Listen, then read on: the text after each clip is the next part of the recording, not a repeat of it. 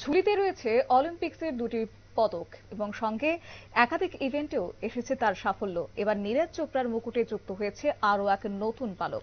ভারতীয় সেনার পক্ষ থেকে নীরজ চোপড়াকে সম্মানিত করা হয়, সাম্মানিক লেফটেন্যান্ট কর্নেল পদে তার আসীন হয়। অলিম্পিক্সে দেশকে সাফল্য এনে দেওয়ার জন্য তাকে এই সম্মানিত পদকে দেওয়া হয়েছে। বুধবার দিল্লিতে প্রতিরক্ষা মন্ত্রী Rajnath Singh, chief of army staff general Upendra দ্বিবেদীর উপস্থিতিতে তাকে এই সম্মানিক পদ দেওয়া হয়। 2016 সালে নীরজ ভারতীয় সেনায় যোগদান করেন। নায়েব সুবেদার হিসেবে জুনিয়র কমিশনের অফিসে যোগ দেন। 2021 সালে তাকে সুবেদার পদে উন্নীত করা হয়। এর পাশাপাশি তিনি জ্যাভলিনও খেলেন।